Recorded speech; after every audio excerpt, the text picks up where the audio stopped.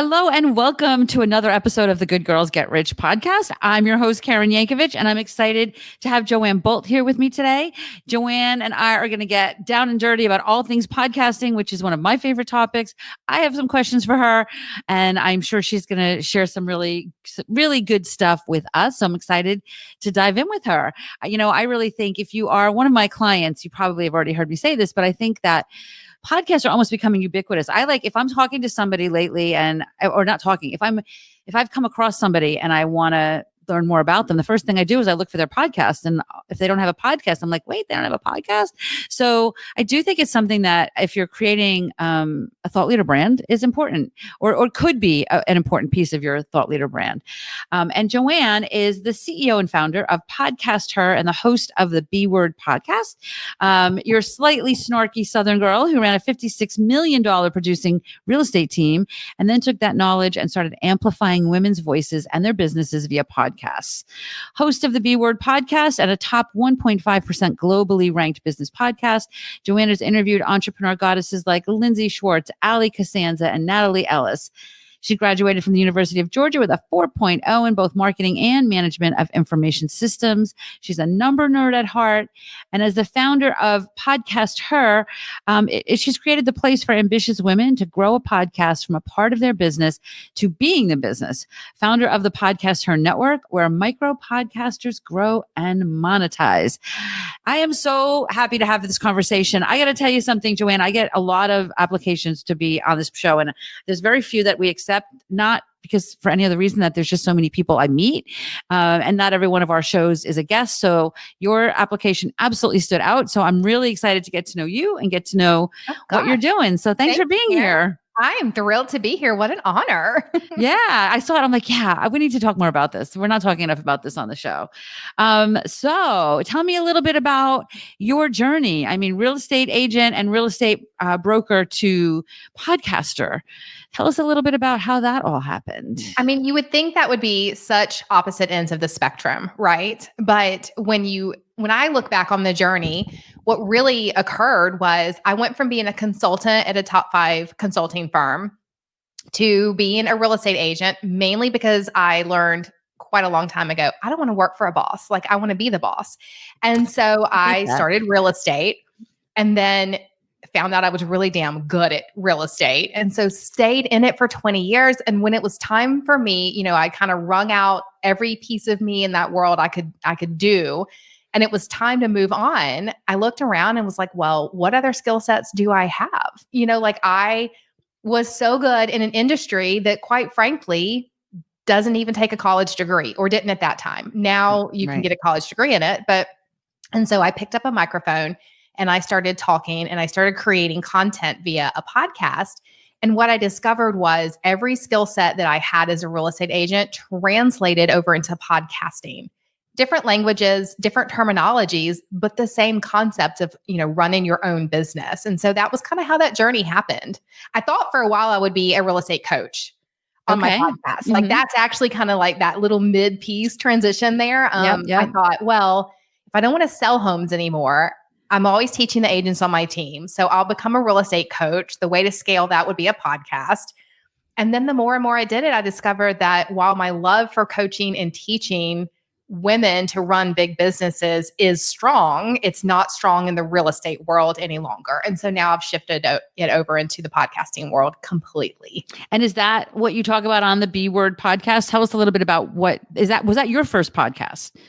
My first podcast was actually one called, wait for it, this is so cute that it's trifle, the Tina and Joe Show, because my friend in real estate and we were going to be coaches together. And so we started the Tina and Joe Show to build up our real estate thought leadership, globally, instead of just in the local areas that we were in. And then Tina and I decided, I didn't want to be a real estate coach, or we didn't, want to do this at the same way in the same time. And so we dissolved. And about 2 years later, actually, I started the B Word podcast. And if you were to go back and find the very first few episodes, it actually still talks real estate. Yeah. It doesn't now at all, but I didn't shut it down and start completely over. I just let the B Word evolve as I evolved. Well, and this podcast has evolved as I've evolved as well, right? So I get that. I get that. So when you started the B Word podcast, why did you start the B Word podcast? I really started the B Word podcast because I was in that time period of life. Some people might call it a midlife crisis, when I was trying to figure out like Joanne 3.0, who was she going to be? I didn't want to be the consultant anymore. I didn't really want to be the real estate agent anymore.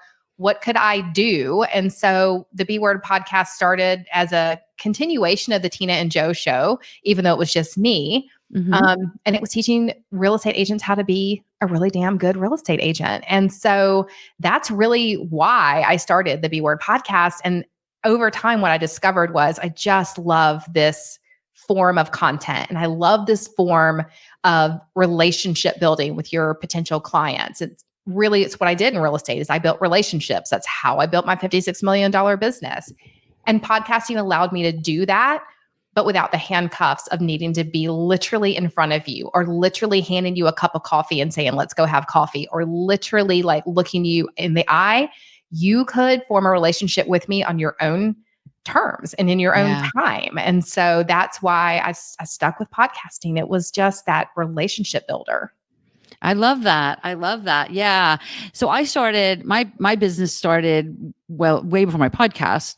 And this probably is going to be episode 280 something.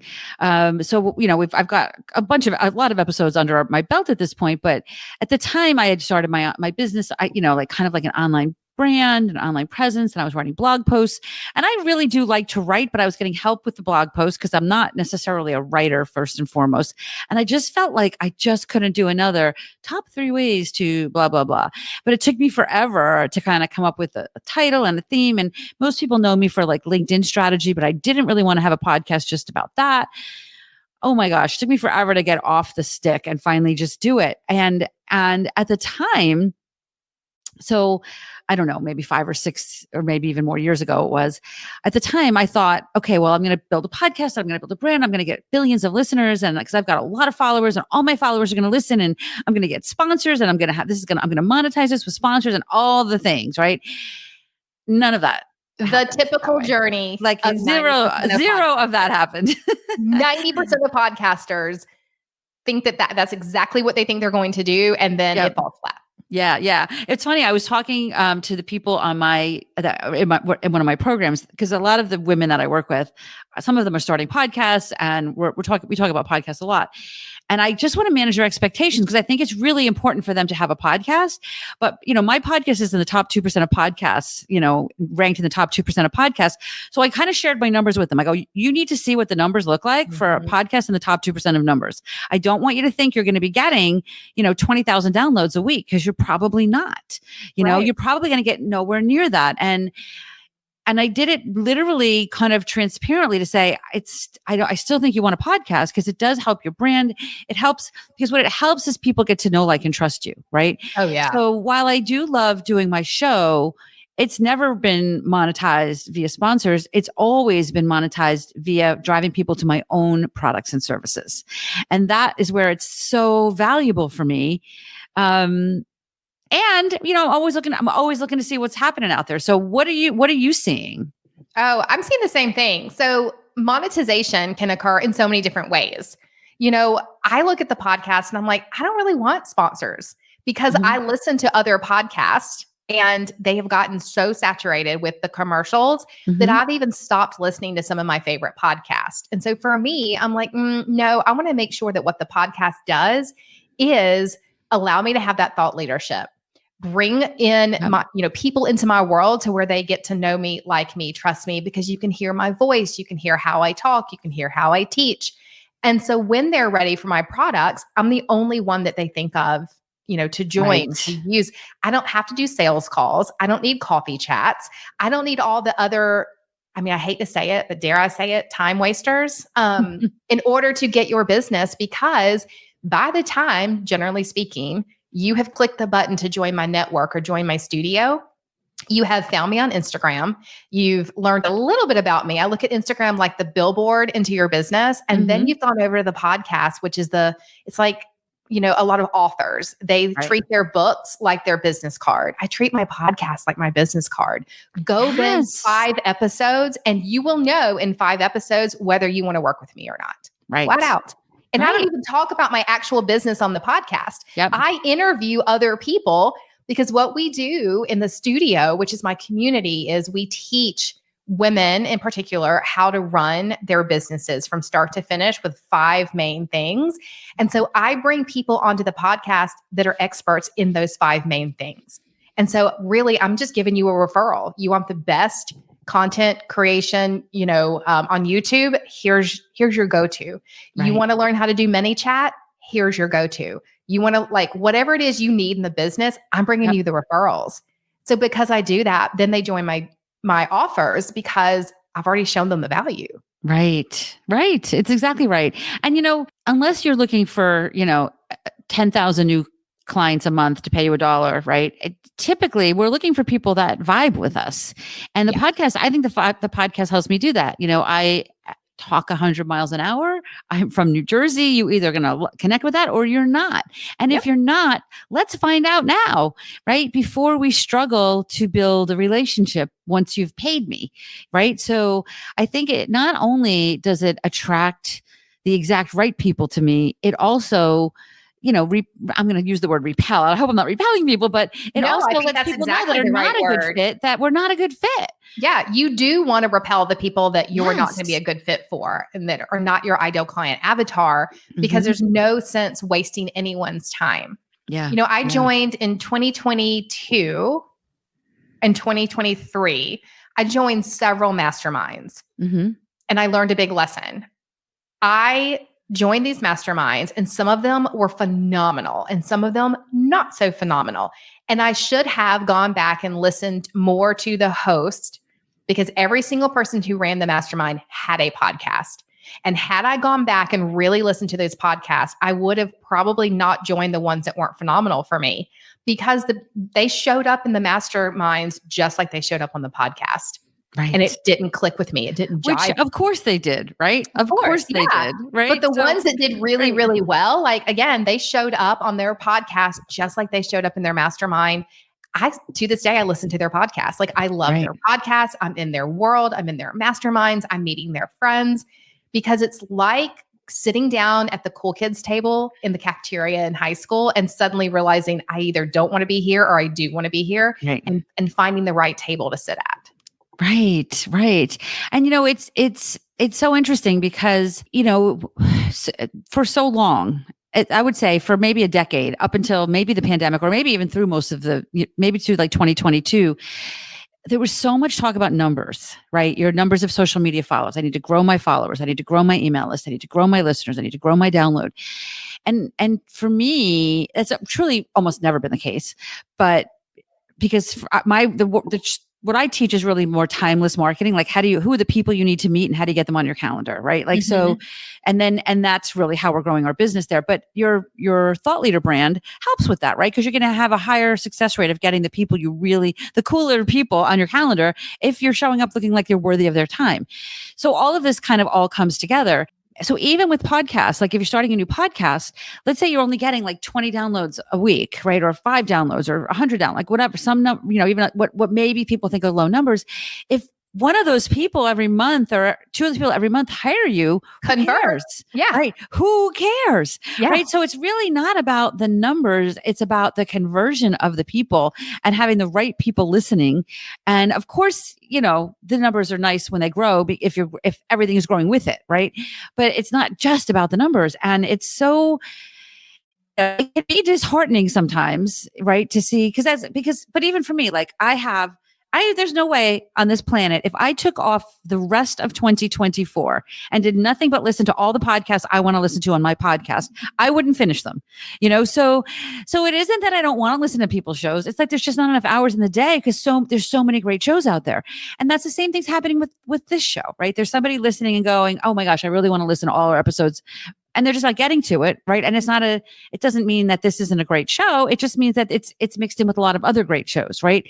So we have to remember that, I think, as podcast hosts. Of course, we want to drive loyal listeners and people listening to our back catalog. And I'm assuming you've got some strategies for that. And I know there's strategies for that.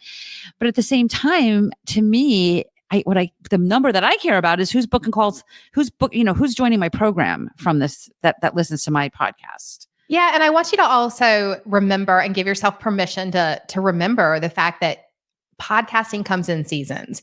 So your listener who has subscribed to your show may listen to 12 of your episodes this month, get what they needed from Karen, and go on to another podcast and binge that one. I think people tend to binge podcasts more than, say, social media. And then when their brain circles back around to something that has clicked in from that first time they binged you, they're going to come back to you and they'll start binging you again. So your numbers may go up and down because your followers are just binging in a season, and then they kind of, they've had their fill. So they go on to a different podcast or 3 or 4, and then they come back to you. I know I've done that with a lot of ones that I routinely listen to. I'll suddenly look around. I'm like, I have not listened to that podcast in like 6 months. But I start back listening and I'm like, it's like a best friend all over again. And now I'm listening to 15 of their episodes, I'm getting ready in the morning. Right. It's like finding a Netflix series that you love that they just came out with a new season and you didn't even realize it. Now you've got I've got this whole new season of this show to listen to, right? And it's so good. Right. I love that. I love that analogy. And it's so important. So what tell us give us a couple of tips around starting a podcast and growing a podcast and really making our podcast part of our business. Ooh, I love that question. When you have to make a concentrated effort to make a podcast a part of your business, it is the long game. A lot of entrepreneurs look at things and they're like, no, we want it now. We want big splashy marketing. We want 1 million followers on Instagram because that will equate to sales. And what they're not looking at is 3 years down the line, you have started your podcast now. And in 3 years from now, you've laid so many bricks because you have formed so many relationships. Yep. You've got so many episodes that people can go back and learn who you are, that in a couple of years, when this long game, you've built brick by brick by brick, it becomes that solid foundation of your business. You can actually kind of turn off some of the other things that you're doing that are driving you nuts and just lean into the podcast because it has built the foundation of your business. So any advice I give a new podcaster is always, your first 10 episodes are going to suck. So embrace the suck. It is okay. Please just start recording and get out there, and don't worry about being perfect on your first 10, because hardly anyone is like you, your mom, your dad, and your dog are listening to that. And that's about it.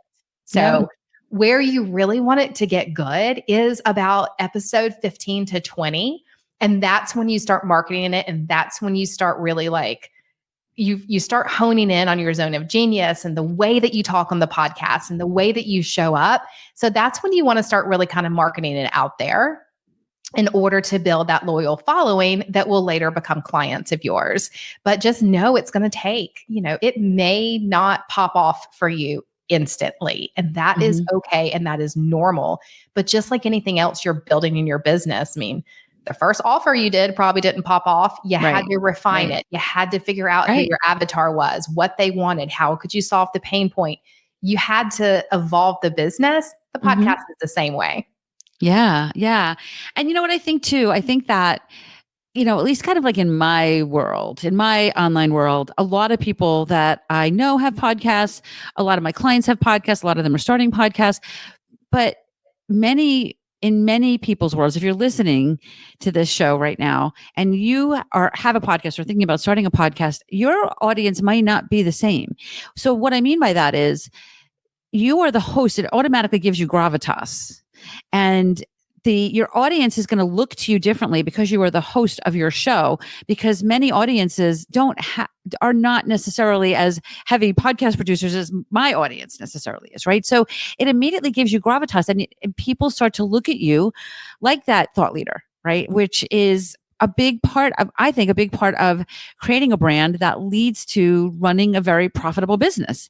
So, I feel like there needs to be some kind of consistent content every week. I think if you're running an online business, or if you're marketing yourself online, you do need to have some consistent fresh content every week. And with the podcast, it's just, there's so many, once you record it, you can just repurpose so many pieces of it. And there's so much there. And as you get to, like you mentioned, the 10th or the 15th or the 25th episode, now you can start having conversations with people like, you know what, I did a show about that a couple of weeks ago. Let me send you the link. And that starts, again, it builds in more gravitas and more thought leader into your brand. And all of this leads to helping you show up like you're worthy of people's time. And again, it's like your business card. So if someone says, oh, I need to know something about that, or I would like a connection with this person or that person. Oh, I met them on an episode. Let me send you that episode. Oh, we talked about that. I brought in an expert. Let me send you that link. And that's how you grow your podcast as well, and your thought leadership in whatever it is you are. And you may discover, and here's the fun part, you may discover that what others view you as a thought leader is not what you originally started out. Yes. But the more, I used to tell, and I go back and equate this to real estate, but we used to tell agents that in order to get really good at a listing presentation, you needed to teach it. To master something, you talk about it and you teach it to others. Mm-hmm. And I feel the same way about podcasting. The more we talk, the better we get at something. So you may start out thinking you're going to talk about LinkedIn. And the next thing you know, you are an expert on a certain piece of LinkedIn or using LinkedIn for something else because you keep talking about it. You keep bringing in people to interview. You keep getting better and better at what you're thinking about and talking about and the questions you're asking. And the next thing you know, your thought leadership has evolved and become something completely different. Yeah. And it's so accessible. I mean, it's so accessible to all of us too, this, podcasting. You don't need to have, millions of dollars. Like I'm actually at my family's house at the beach right now. I'm not even in my office, but I've got my little portable microphone here. And of course I should have better lighting, but whatever. There's that. But it's easy to do. It's not like, I don't have a $10,000 microphone, and it's interesting because a lot of people say to me, well, what do I need? I need fancy microphone. And I go, watch the news one night, like watch MSNBC and see how many of the people that are being interviewed in their house have their earbuds in. Yeah. If Katie Couric can do an interview with her earbuds in, you do not need to buy a $10,000 microphone to do your podcast. Correct. It's just, you just have to have something, In fact, the setup that I teach people to use, I've got a course called Press Record, and I've got two setups. One is for the Mac user and one is for the non-Mac user. And both of them are under $300. Right.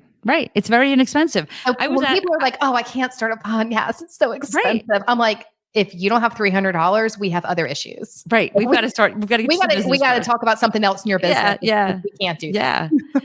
There was a time, I have a little bit of a funny story. There was a time that I was at, so our house at the beach is just outside of Cape May. And I was in Cape May.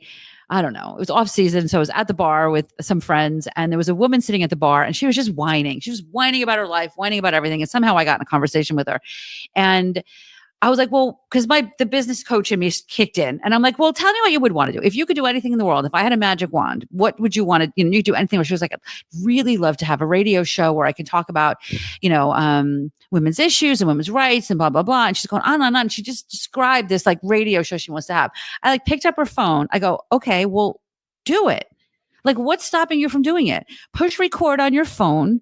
And go. Put your earbuds in and record your first episode and then find 3 people to talk to if you want to have guests and she's like, what do you mean? I go, why don't you have a podcast? Like that podcast can start this and then you never know where it's going to go, right? Somebody's going to listen that might bring you in or pay you to speak at their event or whatever. But if you're so passionate about these issues that you want to have a radio show, what are you waiting for? And I really I don't know the woman. I never followed up with her or anything, but I'm always interested. Like I'm wondering if she ever did anything or if she was one of those people that just needed to whine, and be a complainer or if she truly did it. But it was right. But it was just so funny that I was just like, well, what are you waiting for then? Just do it. Like, what do you record it? You have a phone right here that records. Listen, I went to a conference in January. I cannot believe I'm about to even admit this. I went to this conference in January for podcasters and I was like so excited. This was going to be great. I'm going to network with all these business owners who are podcast hosts. I'm going to really, really I'm going to get so many great guests for my own podcast. Yeah. I pulled up to this conference and should have known the minute I walked in when the lady walked by me with like cat ears. No lie. There was at least 30 people at this conference that all have podcasts about cats. Cats. So right. And at first I was like, you've got to be kidding me. And then I looked up their podcast and I was like, how are they getting this many downloads? They're talking about Siamese cats half the time, like cat habits and cat food and like taking care of cats. And then I realized there really is an audience for anything. Yes. And not only was there one cat podcast, but they all grouped together and they all came on this trip together because they all knew each other because they podcast about the same thing. And so I was like, they formed a community of cat podcast hosts. I'm like, there really is a listening audience for anything. The trick now is figuring out how to turn that into a business. Right. And of course, that's what my brain Not went. everybody I'm does. Because strategist who looked at them and went, same here. Because I'm always like, where's the money? Business. Right. Where's the money in this? I get it. I'm the same way. But there are people that don't need that are not looking to monetize it. And that's cool too. Right. But if you are looking to monetize it, because listen, it may not cost a lot of money to get started. It may not cost a lot to run, but there are a lot of things that you got to do every week, so it's a commitment, and it's not a huge commitment, but it's a commitment to get it out every week. You got to show up. Right. So I'm always looking for like how can you monetize it? So tell us a little bit about you've talked a little bit about how easy it is to get started from an equipment perspective. What are some ways to get started to think about monetizing your podcast?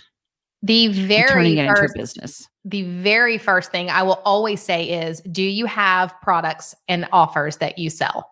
Because the first way to turn your podcast into a business when you don't have a lot of downloads and you don't have sponsors coming in is to legitimately become that thought leader in whatever your service or product or offer is and turn that into your gateway into sales for your business. We've already kind of dived into that. I think the second greatest way and the way that I really funded the B Word podcast in the first few years is I call it the affiliate, non-affiliate strategy.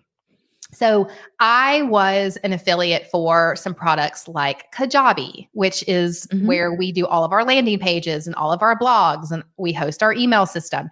And I'm an affiliate for them. So I just recorded a little mid blurb that we would put in occasionally, hey, fellow entrepreneurs, I looked all over the place. I found this all-in-one CRM because I don't want to have 1 million downloads. And I just gave a why I love Kajabi and sent them to a landing page I created with my affiliate link. Right. Now, I call it the affiliate, non-affiliate strategy because was I an affiliate for Kajabi? Absolutely. Did they pay me out if people, registered for Kajabi? Also, absolutely. Were they sponsoring me? Were they aware that I was, going on the podcast?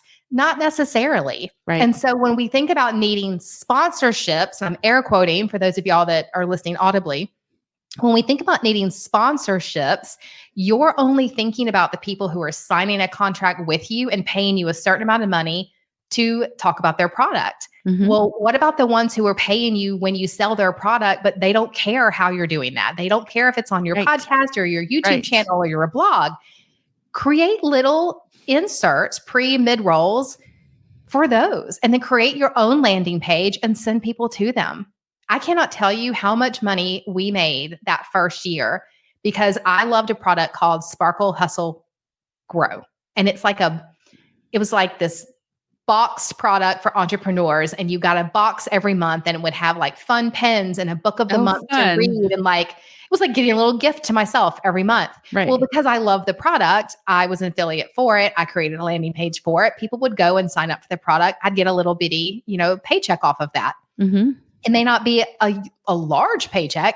It actually added up over time. And so that's when I discovered that the affiliate, non-affiliate strategy was honestly for a new podcaster, one of the chef's kiss ways. That's awesome. I love that. And, we all should be doing that. I mean, everybody that is a guest on this show gets an application, gets an intake form from me. And one of the questions on the intake form is, do you have an affiliate program I should sign up for? And I would say, some do, some don't. I don't care. I'm not going to not have you on if you don't. But if you do, have an affiliate, then I'm going to use an affiliate link in the show notes because Absolutely. that's how I build my business. And everybody listening should do the same thing. I have a page on my website. If you go to KarenYankovich.com/tools, it's a page on my website that's just, they're not all affiliate links. As a matter of fact, I am not an affiliate for Kajabi, but I use one of my friends' affiliate links because I know that it's a great service for a lot of my students should have it. So I send them there because I know they're going to get a little support from her, so it's not even that I get affiliate payments. It's more, these are the things I use. Some of them I get affiliate links for, some I don't, but they're typically things I talk about like either on the show or in my programs. And instead of, so I just have one page on my website with all the links to the things, and here to me is the best part of this. Yeah. And I'm sure you have figured this out for yourself. When you have a sponsor for the podcast, they sign a contract, they're going to pay you a certain amount of money to mention them. They are now tying what they have output into what their input is. And so there's a responsibility of giving UTM links and showing them, how many people listen to that blurb on the podcast and got back to your website. And for a lot of entrepreneurs, especially in the beginning stages of podcasting, when maybe they're so busy holding up the rest of their business, accounting to a sponsor host isn't really in their wheelhouse, having to be responsible for that. When you go the affiliate route, there's no affiliate asking you every week for your numbers. They're happy when you send them a link that a business, and I love getting those checks. Yeah. So it's like easy peasy revenue, sponsorship revenue without the responsibility of brilliant, accounting. Yeah. That's awesome. That's awesome. What else? What didn't I ask you that we should know about starting a podcast or building a podcast? Oh gosh. I would say that the number one thing I would tell, well, I've probably already given a couple of number one things, is just get started and don't worry that the first 10 are going to suck, and you can do the affiliate strategy. And the other thing that, the third and final thing is really just make sure you're consistent with your business. If you're going to start a podcast about yoga pants, yoga workouts, all the things, but your business is, I don't know, creative copywriting for, blog host, there's a misalignment there. Yep. And so what you don't want to start is a podcast that you intend to make money off of that is so different from your business, you cannot tie them together at some point. Yeah. Now, if your podcast is about yoga and yoga pants and yoga stances, and you just want all the yogis to follow you, and it's just a love passion of yours, go for it. But if you want to actually use it for the business, then they got to connect the dots at some point. Otherwise, it's like seeing someone show up all the time on Instagram, super dressed up and ready to go, and then having them show up on stage in front of you in flip-flops and a t-shirt. Right. When our brains cannot equate between the two, we immediately distrust someone. And so you want to make sure that you have connected the dots. Yeah. I just saw before we got on this call, and I'm going to paraphrase, so I'm not going to use the name in case I get this wrong, but there was a pretty big influencer that posted something on Instagram today that said, for the last couple of months, we've been really broad with our content, and we've never had bigger numbers, but they're not the right people. Yeah. We're getting all the wrong people following us. So as of now, we're going back tight. We're going back tight because we want to build our network of business, business support. So I'm going to talk more about business support, more about this, more about that. It was literally just today. So that goes back to the numbers don't matter as much, because, and I don't know what the numbers were, if the business growth was slower. I have no idea about any of that, but it was so in line with what I'm seeing right now, which is, we've got to stay aligned with what we want and build the audience of what we want. The numbers are so don't matter anymore the way they used to 10 years ago anyway. Yeah, no, I agree. It's going deep and not wide. It's going deep in order to go wide. Because what you're really doing, if you're that health fitness coach and what your product, what you sell on the back end is a smoothie, then you don't need to have a podcast or an Instagram account or anything else that talks all things health. Right. You want to talk to the person who wants to buy the smoothie. Right. And guess what? That person will not only buy your smoothies, they will now recommend you to all their friends. So you're really using that person to go and reach their friends. And you think you're getting their friends when you go broad and wide. And the truth is, no, it's when you talk directly to that person that is going to buy your offer. That's when they spread the word. And that that's the best relationship to form. Yeah. Oh my gosh. I love that. So what do you have on deck for this year? What's coming up for Joanne Bolt? And I guess we really didn't talk that much. Tell us a little bit about Podcast Her and what's going on with Podcast Her in the rest of 2024 and beyond. The rest of 2024 is going to be bonkers. I will tell you that. So I spent the last year putting together a network, and I kind of like talked about it a little bit. I maybe like sprinkled it out there, but I really gathered 6 of my favorite podcast hosts. And I said, okay, girls, we are going to form a network, because I wanted to be in some of the bigger networks, because I understand visibility for your podcast can help you reach your ideal client avatar. Right. And I said, okay, but if you're not a huge podcaster, you don't get invited into those networks. In fact, you can raise your hand all you want and they're not going to listen to you. Right. So I was like, you know what? We're going to do this our way. We're going to create the network for the little girls so that we can help them become the businesses that they want to behind their podcast. And so for the last 8 months, we've really refined and developed and put together that network that helps the average sized female podcast host get their podcast into the right ears, get the right guests on their podcast, and put together the right offers for their business so that we can connect all the dots, because that's really part of my jam is visibility and strategy. And so we are launching out May 8th. The Podcast Her Network is open to the world, I'd like to say, but we are really going to launch it May 8th so that we can build out that network where if you're not getting 100,000 episodes on your podcast, like that's okay. We have a spot for you and we can help you get there. And if you're not ready for that, maybe you're just starting your podcast, we are also rolling out the community, the studio, which is where every single month I unlock a different piece of my 5-part strategy to build $1 million business. And we focus every month on one of those pillars. And at the end of the month, we close it down and we open up the next pillar.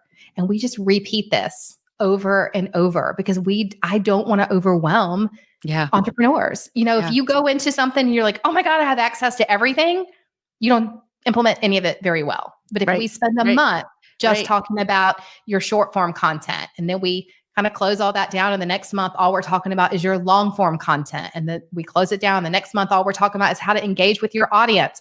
You can put the pieces together and build and build and build and build. And so those are the 2 things that we've rolled out here at Podcast Her.